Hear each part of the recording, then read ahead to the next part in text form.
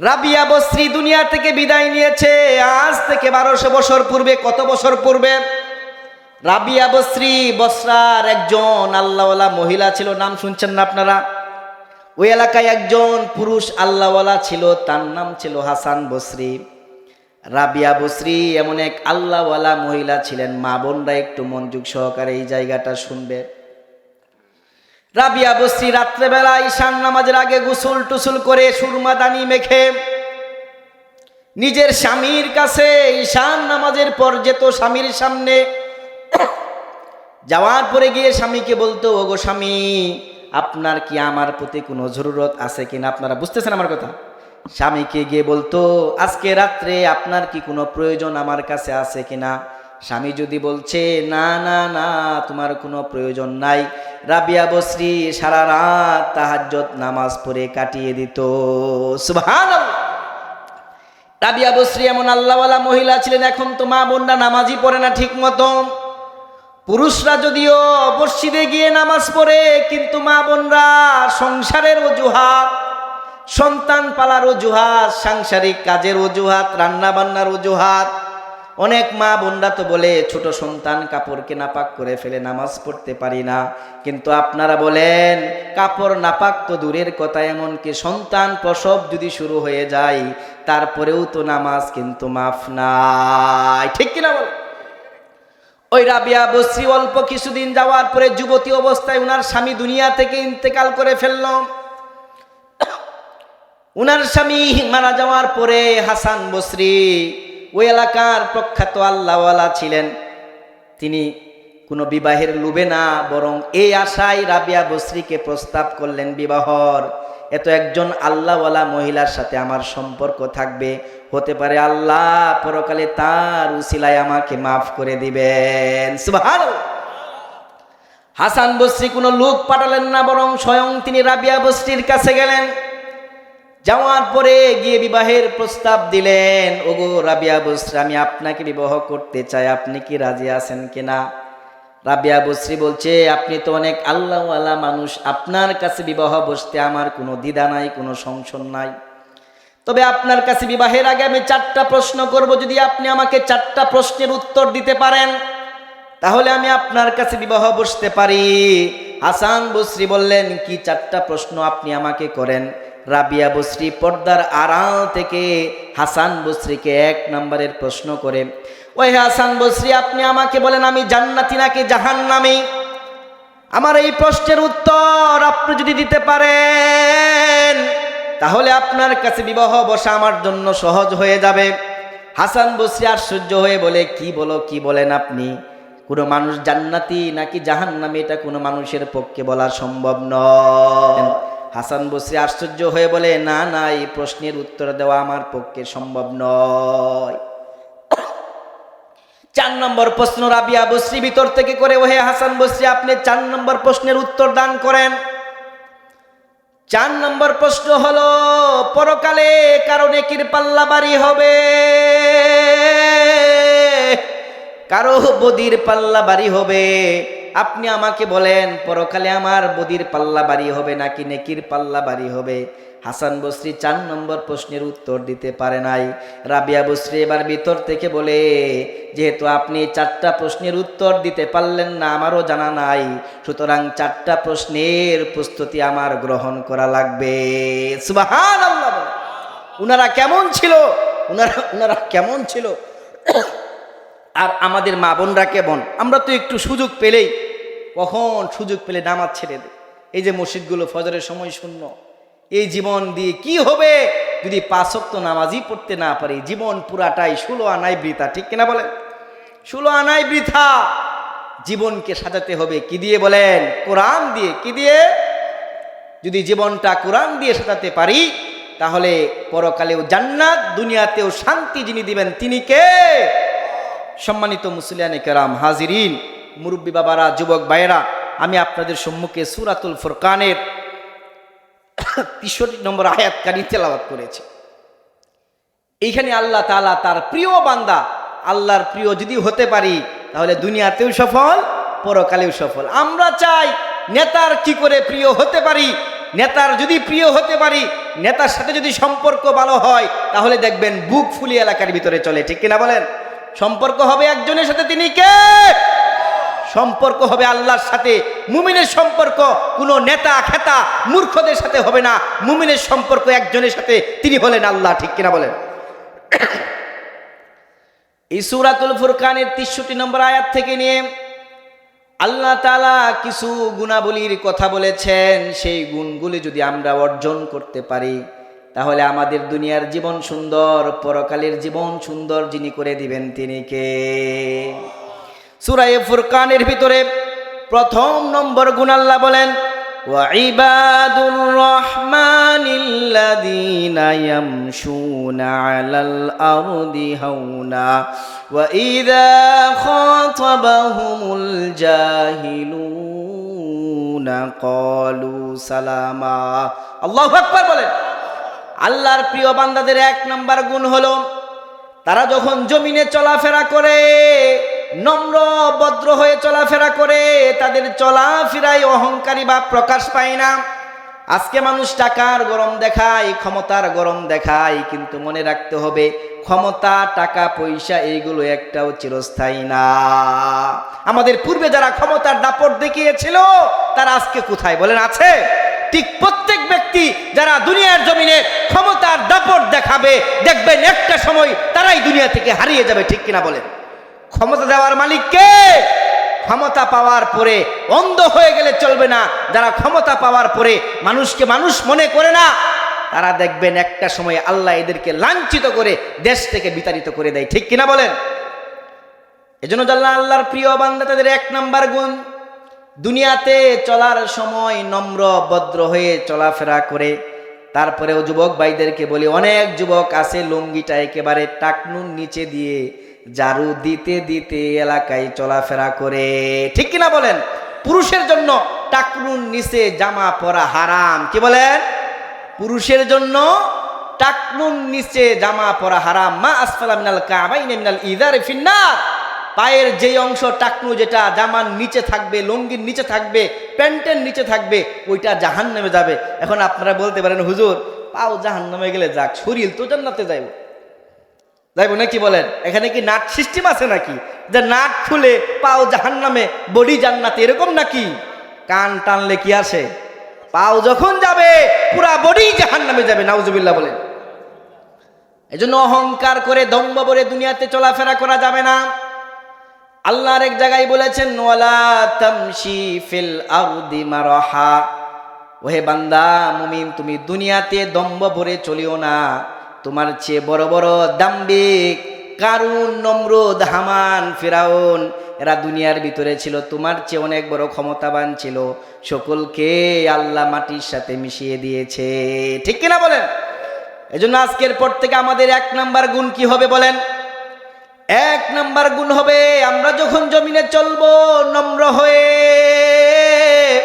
ভদ্র হয়ে, নিজেকে বিনয়ের সাথে চলবো। মান তাওয়াযা লিল্লাহ রাফাহুল্লাহ। যে ব্যক্তি নিজেকে বিনয়ী করে দেয় আল্লাহ তার সম্মান বাড়িয়ে দেন, সুবহানাল্লাহ। এটা হলো এক নম্বরের গুণ।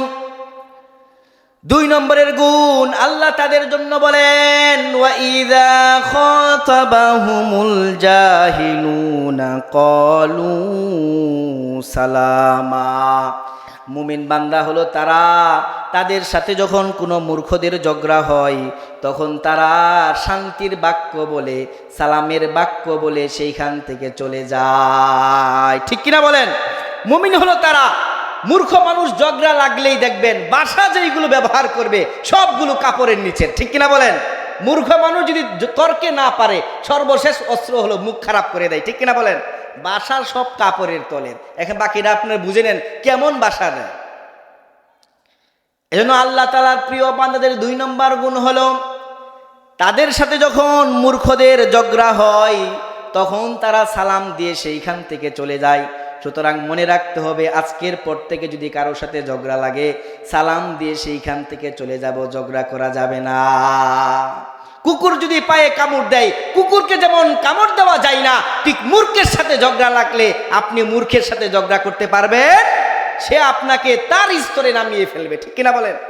প্রথমেই দিবে গালি আপনাকে, মূর্খ মানুষের লক্ষণই হলো আপনাকে এমন এক গালি দিবে, আপনি সেইখান থেকে কখন পালাবেন টের পাবেন না। এজন্য 1 নাম্বার গুণ আমাদের জমিনে যখন চলবো কিসের সাথে? বিনয়ের সাথে, নম্রভাবে। 2 নাম্বার গুণ কি? মূর্খের সাথে ঝগড়া লাগলে সালাম দিয়ে সেইখান থেকে চলে আসব। এটা হলো আমাদের 2 নাম্বারের গুণ। ইমানদার বান্দাদের 3 নাম্বার গুণ আল্লাহ বলেন, ওয়াল্লাযীনা ইয়াবিতুনা লিরাব্বিহিম সুজদাও ওয়া কিয়ামা। আল্লাহর প্রিয় বান্দাদের 3 নাম্বার গুণ হলো তারা রাত্রেবেলা সিজদায় সময় কাটিয়ে দেয়, কিয়ামুল লাইল করে, নফল নামাজ আদায় করে। আপনারা বলবেন হুজুর 5 ওয়াক্তই তো পড়তে পারি না, আবার নফলের কথা বলেন। আল্লাহর নবী বিশ্ব নবীর যার আগে পরের সমস্ত গুনাহ মাফ যিনি করেছেন তিনি কে? আল্লাহর নবী বিশ্ব নবীর আগে পরের সমস্ত গুনাহ মাফ। সারা রাত নফল নামাজ পড়তেন, তাহাজ্জুদ পড়তেন, আল্লাহর কাছে রুনাজারি করতেন। আম্মা জান আয়েশা রাসূলকে বললেন, ইয়া রাসূলুল্লাহ, ইয়া হাবিবাল্লাহ, আপনার আগেরও গুনাহ মাফ, পরের গুনাহও মাফ, আপনার এত নামাজ কেন পড়া লাগবে? আল্লাহর নবী উত্তর দিলেন, ও আয়েশা, আফালা আকুনা আবদান শাকুরা, আমি কি আল্লাহর প্রিয় বান্দা হব না, শুকরগুজার বান্দা হব না? যে আল্লাহ আমার সকল গুনাহ মাফ করে দিয়েছে, আমি এই জন্য তাহাজ্জুদ নামাজ পড়ে আল্লাহর শুকরিয়া আদায় করি। সুবহানাল্লাহ। তাহাজ্জুদের নামাজ যদি আপনি পড়তে পারেন, সম্মান আল্লাহ আপনার বাড়িয়ে দিবেন। পৃথিবীতে যখন আপনি মুসিবতে পড়েন, আমি যখন মুসিবতে পড়ি, আমরা মানুষের কাছে ছুটে যাই, দুনিয়ার ক্ষমতাবানদের কাছে যাই, গিয়ে সাহায্য চাই। কিন্তু ইমানদার বিপদে পড়লে সাহায্য এক জায়গায় চাইবে, সেটা কে? আল্লাহ। ইমানদারদের কোনো ভয় নাই, সাহায্যের মালিক আল্লাহ। স্থলে জলে যেখানে আপনি বিপদে পড়বেন, আজকের পর থেকে আপনাকে একটা শব্দ বাক্য আমি শিখাতে চাই। শুধুমাত্র আল্লাহর 2টা নাম ধরে ডাক দিবেন, ইয়া আরহামার রাহিমিন। আমার সাথে বলেন, ইয়া আরহামার রাহিমিন। এই নাম ধরে যদি আপনি স্থলে জলে যেখানেই বিপদে পড়বেন, আল্লাহর এই নামটা ধরে ডাক দিবেন, গায়েবী সাহায্য আল্লাহ আপনার জন্য পাঠিয়ে দিবেন। সুবহানাল্লাহ বলেন। আল্লাহ আপনাকে গায়েবীভাবে সাহায্য করবে। সুতরাং বিপদে পড়লে আপনি প্রথমে যে কাজটা করবেন, আপনি ধৈর্য ধারণ করবেন, আর 2 নম্বর নামাজ দাঁড়াবেন। কোথায় দাঁড়াবেন? মসজিদে গিয়ে, বাড়িতে গিয়ে 2 রাকাত উজু করে নামাজ পড়ে আল্লাহ কি বলবেন, আল্লাহ এই যে বিপদে পড়েছি, মুসিবতে পড়েছি, তুমি ছাড়া আমার কেউ নাই, তুমি আমাকে উদ্ধার করো। তারপরে আপনি দৌড়ঝাঁপ করবেন। কিন্তু আমাদের অভ্যাস খারাপ, আমরা আগেই মানুষের কাছে দৌড়াই, যিনি সব ক্ষমতার মালিক তিনি হলেন আল্লাহ, ওইখানে আমরা যাই না। ঠিক কিনা বলেন? যখন সকল মানুষ ঘুমে বিভোর থাকে, রাত্র যখন 3য় ভাগ চলে আসে, মুয়াজ্জিন তো ফজরের সময় বলে হাইয়া আলাস সালাহ, হাইয়া আলাল ফালাহ, কিন্তু এর আগে একজন আজান দেন, তিনি হলেন আল্লাহ। আল্লাহু আকবার। ফজরের আগে তাহাজ্জুদের সময় আল্লাহ ডাকতে থাকেন, আলামিম মুস্তাগফিরিন ফাগফিরালা, আলামিম মুস্তারজিকিন ফারজুকানা, আলামিম মুবতালান ফাওয়াফিয়াহু, আলা কাদা আলা কাদা। আল্লাহ তাআলা শেষ রাত্রে আসমানে এসে ডাকতে থাকেন, কি আছো ক্ষমা প্রার্থনাকারী, আমার কাছে ক্ষমা চাও, আমি জীবনের গুনাহ মাফ করে দিব। কে আছো রিজিকের সমস্যা, আমার কাছে বলো, রিজিকের সমস্যা দূর করে দিব। কে আছো অসুস্থ, আমার কাছে বলো, আমি তোমার অসুস্থতা দূর করে দিব। এই যে আল্লাহ তাআলা ডাকতে থাকেন, কিন্তু আমরা তখন ঘুমিয়ে থাকি। শেষ রাত্রে যারা তাহাজ্জুদের নামাজ পড়ে, তাদের সম্মান আল্লাহ বাড়িয়ে দেন।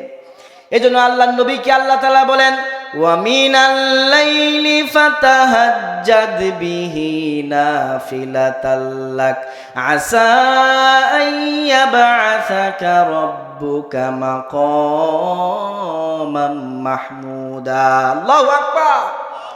আল্লাহর নবীকে আল্লাহ তাআলা বলেন, ও নবী, আপনি যদি তাহাজ্জুদের নামাজ পড়েন, অচিরে আল্লাহ আপনার মর্তবা দুনিয়া এবং পরকালে সব জায়গায় বাড়িয়ে দিবেন। এই যখন কোনো বান্দা যখন দুনিয়ার জমিনে তাহাজ্জুদের নামাজ পড়া শুরু করে দেয়, আল্লাহ তার মর্তবা অনেক বহুগুণ আল্লাহ বাড়িয়ে দেন। সুবহানাল্লাহ। নানুপুরি পীর সাহেব, আপনাদের কষ্ট হচ্ছে, আমার কথা বুঝতেছেন? নানুপুরীর পীর সাহেব দুনিয়া থেকে চলে গেছেন। উনি একদিন রাত্রে 2টা 2:30 বাজে, তখন তিনি তার খাদেমকে বললেন, যাও একটু বাজারে যাও, আমার কলা খেতে মন চাচ্ছে, তুমি বাজারে গিয়ে আমার জন্য কলা নিয়ে আসো। খাদেম বাজারে গেলেন। খাদেম বাজারে যাওয়ার পরে অনেক খোঁজাখুঁজি করলেন, কিন্তু কলা তো আর পান না। অনেক খোঁজাখুঁজি করার পরে খাদেম এক দোকানে কলা পেয়েছেন। কলা পাওয়ার পরে দোকানদার অনেক দাম চাচ্ছে, অনেক দাম চাচ্ছে। যেই কলা দিনের বেলা 20 টাকা ছিল, এদিক খেয়াল করেন, যেই কলা দিনের বেলা 20 টাকা ছিল, ওই কলা এখন 60 টাকা বলে চাচ্ছে। খাদেমের একটু রাগ হয়ে গেল, বলে কি এটা, যেই কলা দিনের বেলা 20 টাকা, এই কলাই রাত্রেবেলা 60 টাকা, 3 গুণ দাম বেড়ে গেল কিভাবে? খাদেম অনেক রাগারাগি করে তারপরেও কলা কিনে নিয়ে আসছে, যেহেতু হুজুর বলছে কলা লাগবে। কলা নিয়ে আসার পরে খাদেম রাগারাগি করতেছে, খাদেমের মুখটা কালো। হুজুর জিজ্ঞেস করলো, তোমার মুখ কালো কেন, রাগ কেন করতেছো? তখন খাদেম বলতে লাগলো, হুজুর এই রাত্রেবেলা আপনি আমাকে কলা আনতে পাঠিয়েছেন, যেই কলা দিনের বেলা 20 টাকা, সেই কলা এখন 60 টাকা। হুজুর যখন খাদেমকে একটা জবাব দিয়েছিল, ওই জবাবটা ভালো করে মনে রাখা দরকার। হুজুর তখন খাদেমকে বলেছিল, ও খাদেম, দিনের বেলা যেই কলা 20 টাকা ছিল, রাত্র গভীর হওয়ার কারণে ওই কলার দাম যদি 60 টাকা হয়ে গিয়েছে, সুতরাং রাত্রে গভীরে যারা তাহাজ্জুদের নামাজ পড়ে তাদের দাম আল্লাহ তেমন করে বাড়িয়ে দেয়। সুবহানাল্লাহ বলেন। এইভাবে আল্লাহ তাআলা তাদের দাম বাড়িয়ে দেন। এজন্য আমাদের আরেকটা গুণ হবে, আমরা রাত্রেবেলা উঠে তাহাজ্জুদ পড়ে আল্লাহর কাছে আমরা আমাদের গুনাহের জন্য ক্ষমা চাইব। আর ইমানদার বান্দাদের আরেকটা বৈশিষ্ট্য হলো, ওয়াল্লাযীনা ইয়াকুলুনা রব্বানা সরিফ আন্না আযাবা জাহান্নাম ইন্না আযাবাহা কানা গরামা। তারা রাত্রেবেলা উঠে আল্লাহর কাছে বলতে থাকে, আল্লাহ তুমি আমাদেরকে জাহান্নাম থেকে মুক্তি দাও, জাহান্নাম থেকে মুক্তি দাও, জাহান্নামের আযাব এত কঠিন, ওই আযাব আমাদের পক্ষে সহ্য করা সম্ভব নয়। আল্লাহর নবী এক হাদিসের ভিতরে বলেন, তিরমিজির riwayতের ভিতরে আসছে, জাহান্নামের আগুনকে 1000 বছর জ্বালানো হয়েছে, জাহান্নামের আগুনের কালার একেবারে লাল বর্ণ হয়ে গেল। আরো 1000 বছর জাহান্নামের আগুনকে জ্বালানো হলো, এবার জাহান্নামের আগুন একেবারে আপনার ফ্যাকাশে হয়ে গেল। আগে ছিল লাল টকটকে, এখন হয়ে গেল সাদা। আরো 1000 বছর জাহান্নামের আগুন জ্বালানো হলো, এবার জাহান্নামের আগুন নিকষ কালো হয়ে গেল। এই কঠিন আগুন, যে আগুন দুনিয়া থেকে 70 গুণ বেশি, যার পাওয়ার 70 গুণ বেশি, ওই আগুনে যদি আল্লাহ আমাদেরকে দেয় তাহলে আমাদের কেমন হবে? কোনো অস্তিত্ব খুঁজে পাওয়া যাবে না। এজন্য আমি আপনাদেরকে বলতে চাই, জাহান্নামের আগুন যদি সামান্য বুঝতে চান, যেখানে ইট পোড়ানো হয়, ইট বাটায় গিয়ে একবার দেখবেন ভিতরে কেমন করে আগুনগুলো দাউ দাউ করে জ্বলে, কেমন দাউ দাউ করে সেখানে আগুন জ্বলে, কাঁচা লাকড়িগুলো মুহূর্তে জ্বালিয়ে শেষ করে দেয়। জাহান্নামের আগুন কত কঠিন হবে, কত গভীর হবে। এজন্য আমাদের জন্য উচিত হলো আমরা বেশির থেকে বেশি আল্লাহর কাছে জাহান্নাম থেকে পানা চাই। জাহান্নাম থেকে মুক্তির আমলের কথা বলে আমি আমার বয়ান শেষ করে দিব। মুসলিম বিন হারিস আল্লাহর নবীর সাহাবী, মুসলিম শরীফের ভিতরে এসেছে, আল্লাহর নবীর ওই সাহাবীকে নবী করিম সাল্লাল্লাহু আলাইহি ওয়াসাল্লাম বলে, ও সাহাবী, তুমি যদি নিজেকে জাহান্নামের আগুন থেকে বাঁচাতে চাও, তোমাকে একটা আমলের কথা বলি, করবেন তো ইনশাআল্লাহ? কে কে করবেন ইনশাআল্লাহ? হাত তুলে দেখা। আল্লাহ আমাদের সকলকে দ্বীনের জন্য কবুল করে নিন, সকলে বলি আমিন। এই আমল করার তৌফিক দান করুন, সকলে বলি আমিন। আল্লাহ নবী বিশ্বনবী বলেন, তুমি প্রত্যেক মাগরিবের পরে 7 বার, কয়বার? 7 বার আল্লাহুম্মা আজিরনি মিনান নার, আল্লাহুম্মা আজিরনি, সকলে বলেন আমার সাথে, আল্লাহুম্মা আজিরনি মিনান নার। এই বাক্য মাগরিবের পরে 7 বার, ফজরের নামাজের পরে 7 বার পড়বা, আল্লাহ তাআলা তোমাকে জাহান্নামের আগুন থেকে পানা দিয়ে দিবেন। সুবহানাল্লাহ। এজন্য প্রত্যেক দিন আমরা চাইবো তো আল্লাহর কাছে পানা। আপনাদের কাছে আমার আবদার হলো, 1 নম্বর আমল, প্রত্যেক দিন 5 ওয়াক্ত নামাজ ঠিক মতো পড়বেন তো ইনশাআল্লাহ। আর 2 নম্বর আপনাদেরকে বলি, যেভাবেই থাকেন না কেন টিস্যু ব্যবহার করবেন, করবেন তো ইনশাআল্লাহ। কিছু মানুষ দেখবেন প্রস্রাব করার পরে জাকি দিয়ে উঠে চলে গেল, আর কোনো খবর নাই। কবরে যাওয়ার পরে প্রথম শাস্তি হবে নাপাক থেকে না বাঁচার কারণে। এজন্য ঢিলা কুলুপ ব্যবহার করবেন। এখন তো মুমিনদেরকে বললে, মানুষকে বললে হয় নামাজ পড়বে না, বলে হুজুর শরীর ঠিক নাই, কাপড় ঠিক নাই। কেমন মুসলমান আপনি? নামাজের কথা বলে আপনি বলেন শরীর ঠিক নাই, কাপড় ঠিক নাই। যদি আজরাইল আপনার সামনে চলে আসে তখন আজরাইলকে কি উত্তর দিবেন, ঠিক কিনা বলেন? এই জন্য মুসলমান সবসময় শরীর থাকবে পাক পবিত্র, সবসময় ডিলাকুলুপ ব্যবহার করবেন। আর এই জীবন নিয়ে হতাশা করে টেনশন করে কোনো কিছু লাভ নেই, বরং মুমিন বান্দা জীবনে সুখী হওয়ার জন্য শেষ কথা আপনাদেরকে বলে শেষ করে দিব। যদি জীবনে সুখী হতে চান, আল্লাহ আপনাকে যে অবস্থান দিয়েছেন, যেই টাকা পয়সা দিয়েছেন, যেই বাড়ি গাড়ি দিয়েছেন, যেই সন্তান দিয়েছেন, খেয়ে থাকলেও পড়বেন আলহামদুলিল্লাহ, না খেয়ে থাকলেও বলবেন আলহামদুলিল্লাহ। জীবনটাকে যিনি সুখী করে দিবেন তিনি কে? এই জন্য মুমিন বান্দার সিফত থাকবে একটা, এই একটা মাত্র শব্দ মুখে যদি রাখতে পারেন আলহামদুলিল্লাহ, সব সময় আলহামদুলিল্লাহ, দেখবেন দুঃখ আপনাকে স্পর্শ করতে পারবে। যেই কথাগুলো বললাম, হুজুর চলে আসছে, লম্বা সময় তাফসির করলাম হলে, এখন